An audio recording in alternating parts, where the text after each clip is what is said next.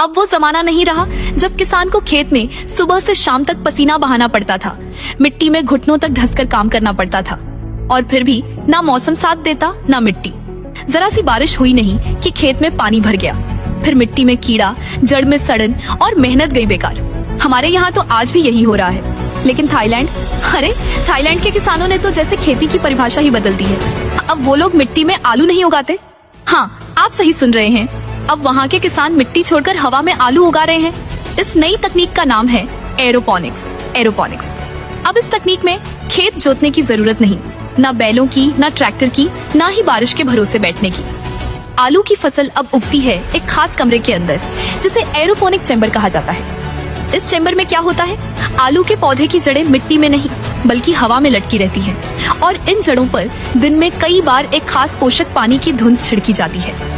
इस पानी में सारे जरूरी पोषक तत्व मिले होते हैं, मतलब ना कोई खाद की जरूरत, ना कीटनाशक की, कोई कीड़ा नहीं, कोई बीमारी नहीं, कोई पानी भरने का डर नहीं। गजब की बात यह है कि इस तकनीक से उगे हुए आलू कभी भी गंदे नहीं होते, एकदम चमकदार, साफ और सुंदर।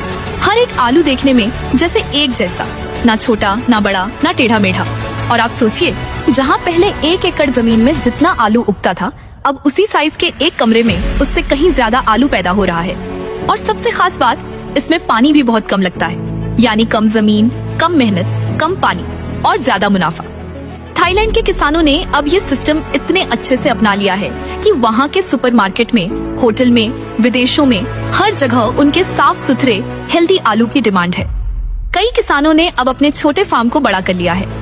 कुछ ने तो आलू का बिजनेस इतना बढ़ा लिया कि विदेशी कंपनियां आकर पैसा लगाने लगी, क्योंकि सबको समझ आ गया कि ये तकनीक है भविष्य की खेती।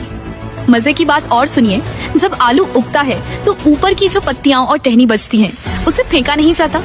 किसान उसे काटकर गाय, भैंस, बकरी को खिला देते हैं, मतलब फसल भी, चारा भी, दोनों एक साथ। अब सोचिए, थाईलैंड के लाखों किसान आज इस नई तकनीक से करोड़ों कमा रहे हैं। वहाँ खेती अब सिर्फ एक काम नहीं, एक बिजनेस बन चुका है, एक पहचान बन चुकी है। और हम आज भी खेत की मिट्टी खोद रहे हैं। बारिश आई तो तबाही, धूप ज्यादा हुई तो सूखा, कीड़ा लगा तो बर्बादी, फिर भी वही पुरानी सोच, वही पुरानी पद्धति। अगर हम थाईलैंड जैसे देशों से कुछ सीखें, थोड़ा सोच बदलें, थोड़ा विज्ञान अपनाएं, तो क्या हम भी नहीं कर सकते ऐसे आलू की खेती? सोचिए, अगर हम भी अपने गांव में, शहर में, छत पर, कमरे में इस एरोपोनिक्स से खेती करें, तो खेत की जरूरत ही नहीं, महंगे जमीन के झंझट से छुटकारा, पानी की बचत और कम समय में दोगुनी कमाई। देश की खेती बदल जाएगी, किसान बदल जाएगा, गांव की तस्वीर बदल जाएगी। थाईलैंड के लोग समझ गए, खेती अब सिर्फ हल से नहीं, दिमाग से होती है। वो अब हवा में फसल उगा रहे हैं और जमीन से ऊंचा मुनाफा कमा रहे हैं। अब फैसला हमारे हाथ में है, हम कब बदलेंगे।